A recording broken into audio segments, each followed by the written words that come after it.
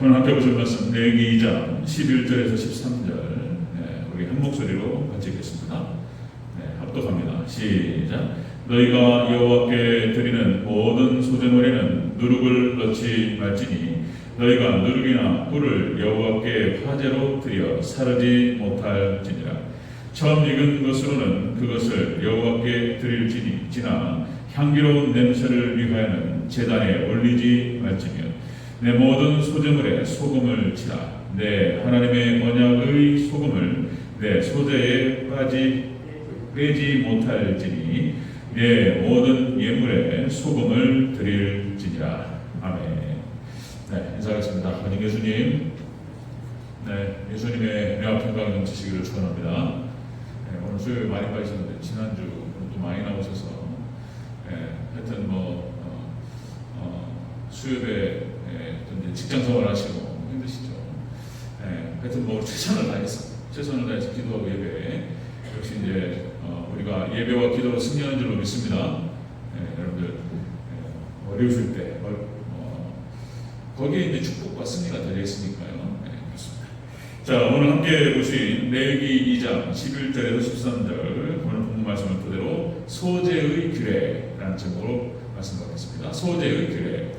자, 오늘 본문도 마찬가지입니다. 우리 하나님 백성이 이 땅에서 축복받고 승리할 수 있는 비결이다. 우리가 지난주 주일날 오후 예배 때 마귀의 모습 그랬죠. 골리앗의 모습 속에 마귀의 모습이 기들려 있다. 자, 다윗이 이길 수 있었던 비결이 바로 다른 게 아니고 역시 이제 말씀을 붙들고 기도하면서 담대하게 나갔다. 것이죠. 자, 오늘도 마찬가지예요. 축복과 승리의 비결이 오늘 본문에 잘 나타나 있습니다. 자, 소제의 규례 자세히 한번 살펴보도록 하겠습니다. 자, 여러분들 5대 제사, 이스라엘 5대 제사 그러면 번제, 화목제, 속죄제, 속건제, 그 다음에 소제 이렇게 됩니다. 자, 번제, 화목제, 속죄제, 속건제는 다 짐승의 제사입니다. 그래서 피가 들어가요, 피가. 그런데 이 소제는 곡물을 드리기 때문에 피가 없어요. 다만 이 곡물의 제사는 갈아야 돼요. 그러니까 이게 번제하고 거의 비견되는, 그죠? 갈아서 하나님께 드리라 그런 것이죠. 그래서 이 소제는 다른 그 번제, 화목제, 속죄제와 함께 드렸던 그런 제사가 되겠습니다. 자, 가루로 드린다. 갈아라. 완전히 갈아가지고 가루로 드리라. 이 가루라고 하는 것은 헌신을 상징합니다. 예수님을 상징하죠. 자, 그리고 이제 하나님을 섬김과 성화의 제사를 상징적으로 보여줍니다. 자, 그래서 전에도 한번 말씀드렸듯이 한국이 낳은 세계적인 신학자 김세현 박사, 로마 바울 신학의 전 세계적인 대가입니다. 대가. 그러니까 김세현 박사의 자료를 참고를 안 하면, 김세현 박사의 자료를 인용을 안 하면 바울 서신에서는 논문이 통과가 안 돼요. 전 세계적으로. 그 정도로 권위가 있어요. 서울대학교 나오시고 일찍 미국으로 건너가셔서 이제 신학을 진행하셨는데 김세현 박사 세계적인 신학자입니다. 이분이 하신 말씀이 뭐냐면 성화가 없다면 시기를 의심해야 된다 이런 말씀을 한 거예요. 그러니까 이제 우리 하나님 백성들이 거룩해짐에 대한, 거룩에 대한 어떤 그 열정과 거룩에 대한 어떤 그 진보, 진행이 없으면 치기가 없을 수 있다, 믿음이 없을 수 있다 이렇게 이제 말씀을 하신 거예요. 충분히 우리가 이제 동의할 수 있는 얘기들이고요. 자, 이 소제가 바로 거기에 관련됩니다. 성화. 자, 성화 규례, 소제의 규례 살펴보도록 하겠습니다. 자, 어떻게 드려야 되는가? 소제. 첫 번째입니다. 소제의 규례, 축복과 승리의 비결. 첫 번째로 모든 누룩을 넣지 말아야 된다. 소제를 드릴 때, 가루를 드릴 때 누룩은 넣지 마라. 이렇게 말씀하셨어요. 11절을 다시 한번 읽겠습니다. 11절 시작. 너희가 여호와께 드리는 모든 소제물에는 누룩을 넣지 말지니. 아멘. 자, 모든 소제물에는 누룩을 넣지 마라. 가루를 넣을 때 누룩을 넣지 마라. 자, 이 누룩이라고 하는 것은 죄를 상징합니다. 그 유월절 지낼 때 그 무교병을 먹습니다. 그러니까 이제 누룩 없는 떡이에요. 그러니까 이것은 흠없는 예수님을 상징합니다. 흠없는 예수님. 그래서 거룩한 예배로 하나님께 나아가 소제를 드릴 때 거룩하게 죄를 회개하면서 죄를 죽이면서 나아가라 이런 뜻이에요. 이런 뜻. 자, 그래서 죄 없으신 예수님을 상징적으로 나타낸다. 자, 여러분들 모세 오경은 창세기를 넘어서서 이제 출애굽기, 레위기, 민수기, 신명기 이제 모세가 쭉 기록하는 그런 내용들 속에 거룩이라고 하는 말, 구별이라고 하는 말이 어마어마하게 많이 나와요. 하나님의 백성, 자, 출애굽기 19장 6절에 너희가 내게 대하여 제사장 나라가 되며 거룩한 백성이 되리라. 너희가 제사장 나라가 되며 이스라엘 향해서 거룩한 백성이 되리라. 하나님께서 이렇게 말씀하셔요. 레위기 20장 26절. 자, 너희는 나에게 거룩할지니라. 이는 나 여호와가 거룩하고 내가 또 너희를 나의 소유로 삼으려고 너희를 만민 중에서 구별하였느니라. 이 구별이라고 하는 것이 바로 거룩이라는 뜻이에요. 우리 하나님의 백성들은 따로 별도로 떼어서 따로 구별하셨어요. 이게 거룩이에요. 자, 우리 하나님의 백성들은 하나님께서 거룩하신 것처럼 우리도 거룩해야 될 줄로 믿습니다. 자, 소제를 드릴 때 이렇게 하는 거예요. 소제를 드릴 때 누룩을 넣지 말고 거룩하게 깨끗하게 하나님께 드리라 그랬습니다. 자, 마태복음 16장 12절에서 예수님께서 말씀하시기를 제자들에게 자, 너희들은 자, 그 떡에 누룩을 주의하라 이런 말씀하셨는데 그 뜻이 무엇이었냐면 바리새인과 사두개인의 교훈을 삼가라. 자, 이 말씀을 바리새인과 사두개인들의 교훈을 삼가라. 자, 이들은 외식에 빠져 있었어요. 말은 번지르르게 하는데 전혀 삶이 없는 거예요. 그래서 너희들 저들의 말은 따르되 저들의 행동은 따르지 마라. 저들의 위선은 따르지 마라. 이렇게 말씀을 하셨던 것이죠. 자, 여러분들 들었습니다. 여러분들 오직 우리가 거룩하게 하나님께 드려지기 위해서는 역시 다른 게 없죠. 오직 말씀과 기도로만 거룩하게 될 줄로 믿습니다. 말씀과 기도. 네, 말씀과 기도로. 오늘 새벽 예배 때 그런 말씀 나눴는데 시편 20편 말씀. 이제 다윗이 모든 전쟁에서 골리앗도 이기고 모든 전쟁에서 승리할 수 있었던 비결은 깃발을 세우고 하나님의 영광, 오직 하나님의 영광이라고 하는 깃발을 세우고 하나님만을 자랑하고, 그렇죠? 하나님만 의지하고, 그리고 거기 그렇게 나와요. 시편 20편 말씀에 너희의 번제와 소제가 하나님께 드려지게 하라. 하나님께 드리는 번제와 소제가 하나님께 드려지는 이런 자세로 기도와 말씀으로 기도와 예배로 나갈 때 다윗이 모든 전쟁에서 승리할 수 있었다는 것입니다. 그러니까 우리가 소제의 규례도 마찬가지예요. 하나님께 이렇게 제사법 중에서 소제를 드릴 때 거룩하게 누룩을 넣지 말고 하나님께 드리라. 이것이 바로 이스라엘 백성들의 축복과 승리의 비결입니다. 자, 마귀의 괴계가 있어요. 마귀의 역사가 있습니다.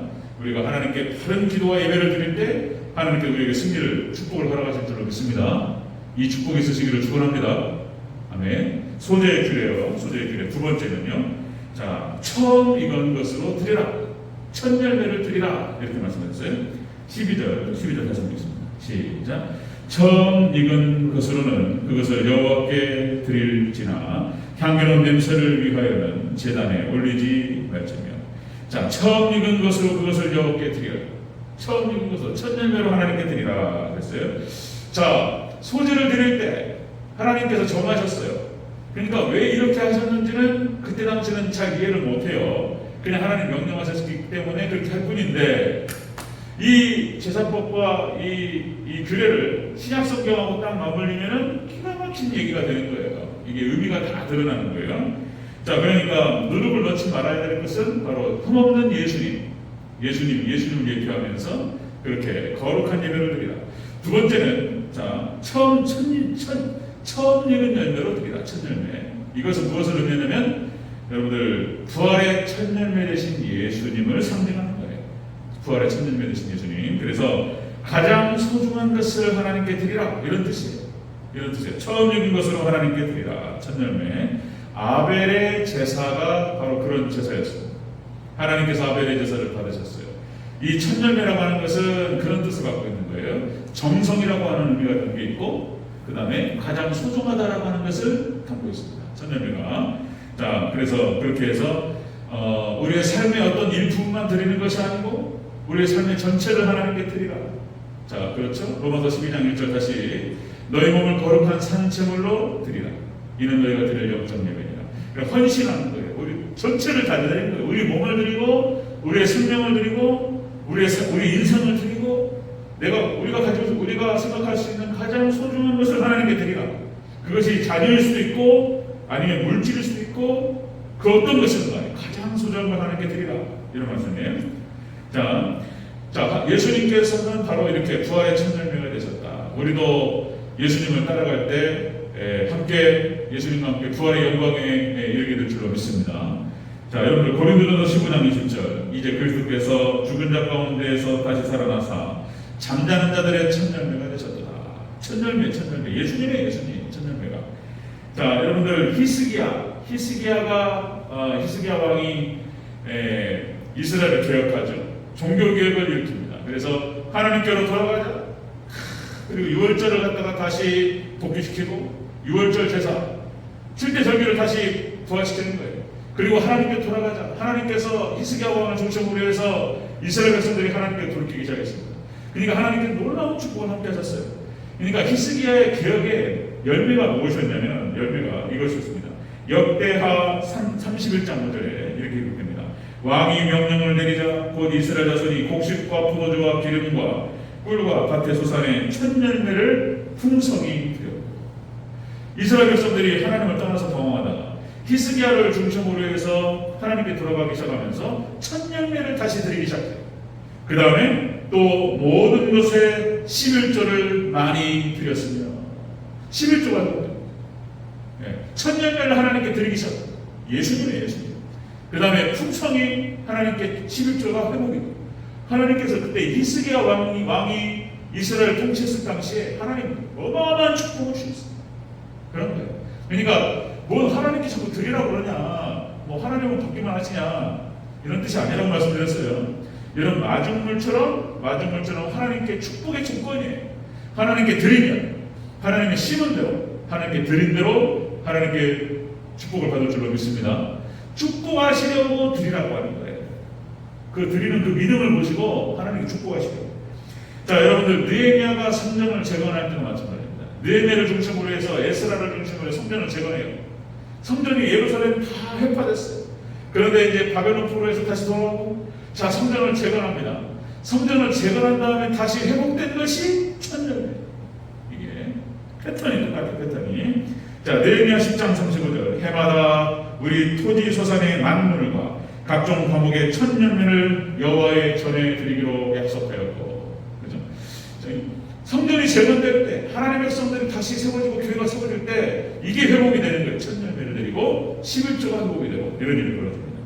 자, 여러분들 가장 소중한 것을 하나님께 드릴 때, 그죠? 우리가 계속해서 우리 예배에 대해서 주일날 설교했던 것처럼 아브라함의 모리아산 예배, 그리고 솔로몬의 1천 번째 예배, 이런 거죠. 예수님께서 말씀하셨던 영과 진리 예배, 이렇게 하나님께 드리기 시작할 때 더 이상 목마르지 않을 줄로 믿습니다. 아멘.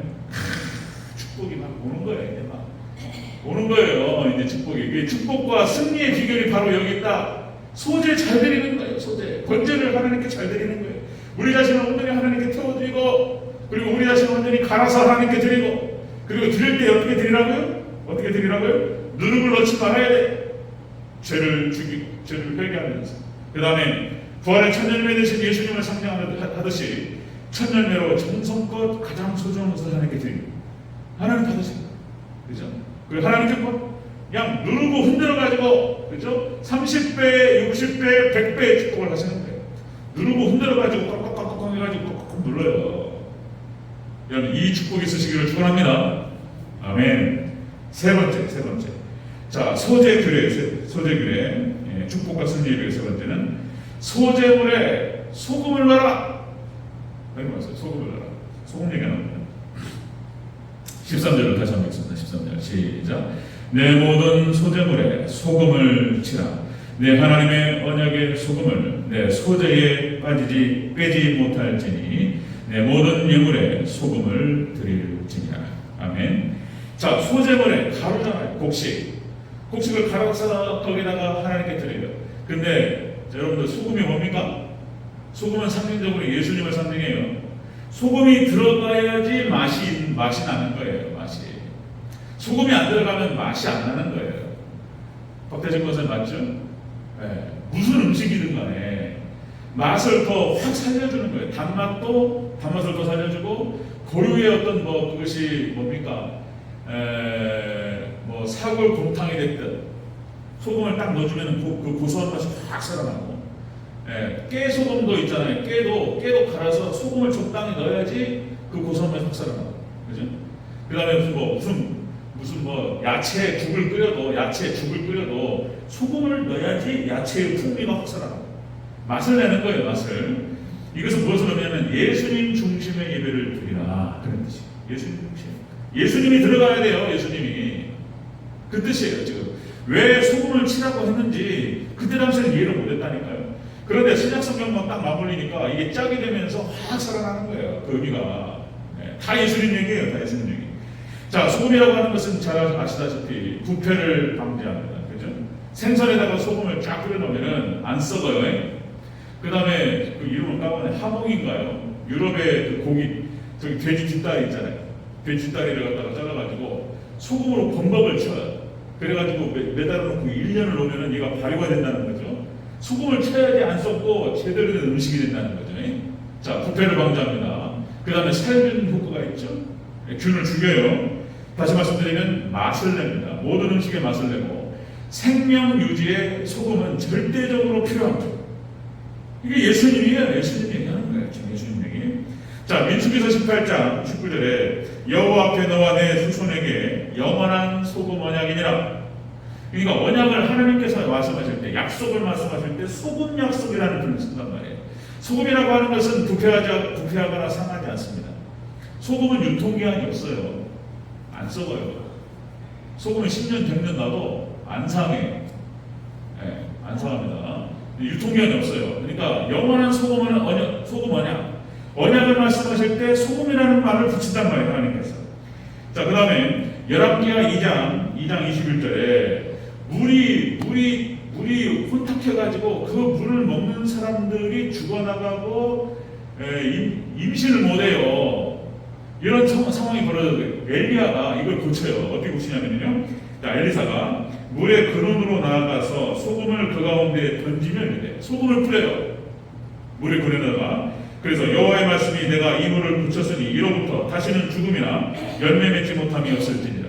소금을 뿌려서 물의 근원에다가 소금을 뿌려가지고 그 근원을 고쳐요. 이것도 상징적인 얘기인 거예요. 물의 근원은 말씀을 말하는 거예요. 말씀에 소금이 들어가야 돼요. 예수님 들어가야지 그 말씀에 혼탁함들이 고쳐져요. 상징적인 거예요. 예수님 들어가야 돼요. 그 다음에 에스라서 7장 22절, 성전을 재건하는 과정에서 많은 사람들이 거기서 노동을 한단 말이에요. 그래서 그들에게 값을 지불했어요. 자, 그러면서 이제 그 기준이 나와요. 기준이 에스라서 7장 22절에 은은 100달란트까지, 밀은 100보로까지, 포도주는 100밭까지, 기름도 100밭까지 하고 소금은 정량 없이 하라. 이렇게 하나님께서 명령하셨어요. 소금을 달라는 대로 주라는 거예요. 소금은 생명 유지에 절대적으로 필요하기 때문에 필요한 만큼 다 주라는 거예요. 제한하지 말고. 하나님 명령이에요. 소금이 그렇게 중요한 거예요. 소금이 사람한테. 그 다음에 마가복음 9장 50절에 소금은 좋은 것으로되 만일 소금이 그 맛을 잃으면 무엇으로 이를 짜게 하여 너희 속에 소금을 두고 서로 화목하라. 소금을 두고 화목하라 이렇게 말씀하셔요. 하나님 예수님께서. 그러니까 소금이 있어야 건강해지고 생명이 유지되고 활력이 넘치고 그리고 화목해져요. 소금이에요. 예수님만 하는 거예요. 예수님. 자, 여러분들 지금은 여러분들 소금이 오염되는 시대입니다. 이것도 상징적인 거예요. 이게 말년이 자 종말의 때가 되다 보니까 소금이 오염됐어요. 그러니까 이제 왜 짜게 먹지 마라 이렇게 말하냐면 그 이유가 그거예요. 이게 이제 의사들도 딜레마 의사들도. 그러니까 많이 먹지 말라고도 못하겠고 조금 먹으라고도 못하는 거예요. 지금 소금을 조금 먹으면 큰일 납니다. 소금량을 줄이면요 인체에 피가 썩어요. 이거 안 되는 거예요. 그렇다고 많이 먹자니 또 많이 먹으면 혈압 올라가고 또 이게 문제가 생긴단 말이에요. 그 의사들이 대체 어떻게 해야 될지 모르는 거예요. 왜 그러냐면은 다시 말해서 소금이 오염되는 거예요. 바다가 오염됐어요. 그러니까 그대로 한번 또 말씀드렸듯이 자 인구가 늘어나기 시작하면서 모든 뭐 개발이나 해가지고 공장 폐수부터 해가지고 인간들이 뿜어내는 모든 하수 그 다음에 원자력부터 해가지고 막 이렇게 바다에다 흘려 보내잖아요. 그러니까 바다가 오염되어 버렸습니다. 바다가 오염되다 보니까 소금이 오염되는 거예요. 소금이. 그게 문제인 거예요. 그게. 이게 해결이 안 되는 거예요. 소금 막 구워보기도 하고 뭐 어떻게 뭐 안 돼요. 소금이 오염됐다라고 하는 것은 마지막 때 말씀이 오염되고 영적 세계가 오염된다라고 하는 것을 여기서 짝인 거예요. 짝. 바다가 오염되고 소금이 오염되어 버렸어요. 그것은 지금 영계 사상계 영계도 지금 오염되어 버렸어요. 다. 말씀이 오염돼요. 설교가 오염됐어요. 그 영적으로 그런 거, 육적으로 그런 것입니다. 이것이 맞물리는 거예요. 자, 그런데 놀랍게 한국에만 주경이 있어요. 이것도 상징적인 거예요. 여러분들 전 세계가 다 배교하고 타락합니다. 유럽 사회가 배교하고 미국도 배교하고 지금 그나마 정통 신앙을 지키면서 하나님 말씀의 1.1획도 다 하나님 말씀이며 성경은 무호하고 축자 영감서를 그대로 받아들이고 예수님 얘기하면 그대로 받아들이는 교회는 한국교회밖에 없어요. 지금 마지막 때 그런 거예요. 그나마 가장 순수하고 깨끗한 데가 한국교회예요. 그나마 여러 가지 말도 많고 탈도 많지만 그나마 지금 타락하고 있고 배교하고 있고 이런 상황에 빠져있지만은 그나마 한국교회가 깨끗한 거예요. 그러니까 주경이 한국밖에 없는 거예요. 하여튼 이게 참 놀라운 거예요. 어떻게 하나님께서 이렇게 역사하셨는지. 자, 여러분들 1000년도 안 되는 거예요. 그래서 1000년도 아무리 간수를 빼고 2년 3년 묵혀놔 봐야 안 돼요. 그러니까 이 소금이라고 하는 거 그래도 또 한번 말이 길어지는데 여기까지 말씀드리고 왔습니다. 소금이라고 하는 것이 모든 물질을 갖다가 끌어당기는 그런 특성이 있어요. 자기 갖다 붙여요. 이게 오염물질을 갖다 붙이니까 소금에 붙어있는 오염물질을 갖다가 제거하는 방식을 모른단 말이에요. 그런데 놀랍게 인상 김일호 선생이 이제 이거를 갖다가 이 사람이 천부경에 돼가고 주역에 돼가고 동양 철학에 돼가요. 그러니까 우주 만물이 모카토분수로 형성되었다라고 하는 것을 알아요. 이게 뜬구름잡기식으로 들리는데, 그러니까 어떻게 말을 할 수가 없어요. 모카토분수 이 5가지가 사람을 형성한 거예요, 사람을. 그런데 주경을 만들 때 모카토분수로 만드는 거예요. 목은 나무예요, 나무. 대나무와 소나무입니다. 대나무 죽통에다가 서해안 천일염을 담아가지고 담죠. 그 다음에 불을 뗄 때 소나무로 떼는 거예요, 소나무로. 그러면 소나무의 그 기운과 대나무의 기운이 주경으로 들어가요. 목화, 불을 떼죠? 토는 황토옥으로 나가요. 황토옥에 담겨있는 좋은 성분들을 이 소금이 다 받아들여요. 다 갖다 붙이는 거예요. 그리고는 나쁜 것들은 불에 의해서 다 떨어져 나가요. 이걸 어떻게 알았을까? 목화토. 금은 쇠가마입니다. 쇠가마에다 끓여요. 그럼 수는 물을 말하는 것인데 소금이 물이에요. 이 5가지가 오행단이라고 하는 거예요. 오행단. 그리고 인체에 있어서 가장 강력하고 가장 좋은 물질인 거예요. 이게 들어가면 사는 거예요. 이게 들어가면. 이런 얘기가 뜬구름 잡는 것 같고 이상한 얘기로 들려요. 그러니까 말을 못해요. 그냥 제가 여러 번 반복해서 말씀을 드렸기 때문에 왜 주경이 인체에 그렇게 좋은가? 먹으면 다 살아요. 모든 염증을 다 고칩니다. 염증이 발달해가지고 암이 돼요. 엄마의 양수가 염도가 0.9%예요. 0.9% 밑으로 떨어지면 혈액의 염도가 0.9% 떨어지면 모든 질병이 들어갑니다. 반드시 그 염도를 지켜야 돼요. 그냥 다른 소금으로 하면 안 돼요. 주경으로는 지켜야 돼요. 하여튼간에 그래서 주경장사 아닌데 하나님께서 놀랍게 저희 어머니가 쓰러지셔가지고 여기 뇌출혈 그래가지고 어머니가 이제 그 당뇨가 있었는데 저혈당으로 쓰러지셔가지고 그대로 죽고 갔단 말이에요. 그래가지고 다 몸을 진단해봤는데 병원에서 한 얘기예요. 병원에서 제 어머니 이렇게 저한테도 얘기했고 어머니한테 얘기한 거예요. 저 어머니가 이제 식사를 잘 안 하시고 저혈당으로 쓰셨어요. 그럼 이 상태면은 온몸이 염증이라는 거예요. 온몸이 염증 투성일 거라고 보는 거예요. 그런데 조사를 해보니까 염증이 하나도 없는 거예요. 제 어머니가 제가 계속 주경 드린 거예요. 갖다 대고 주경을 계속 드셨어요. 그러니까 어머니가 염증 농도가 극도로 떨어져 있는 거예요. 실질적인 얘기예요. 모든 염증을 고칩니다. 뭐 위염, 장염, 뭐 관절염 다 모든 염증은 주경련을 잡아요. 하여튼 그래서 참 놀라운 얘기예요, 이것이. 자, 여러분들 마지막 때 이제 이 설교도 마찬가지입니다. 설교도 예수님 얘기가 들어가야지 맛이 깊어지는 거예요. 이게 다 원리가 다 있어요. 원리가 다 맞는 거예요. 설교, 하나님 말씀을 증거할 때 복음이 들어가야 돼. 예수님 얘기가 들어가야 돼요. 그래야지 그 말씀이 성도들의 영혼들을 갖다 고치고 영혼들을 치유하고 이런 일이 벌어지는 거예요. 새 힘을 불어넣고 맛이 깊어지고 맛있어지고 그런 거예요. 자, 말씀 정리하겠습니다. 자, 하나님께서 모세를 통해서 말씀하신 소제를 드릴 때는 이렇게 드리라. 이렇게 규례를 만드셨어요. 이것이 하나님의 백성들이 축복을 받고 승리할 수 있는 비결이었어요. 이것이 어떻게 드리라고요? 누룩을 넣지 마라. 누룩을 넣지 마라. 죄를 회개하면서 하나님께 나가라. 두 번째, 자, 천열매로 드리라. 천열매를 갈아야 돼요. 누룩을 넣으면 안 되고 천열매를 갈아 넣어야 되고.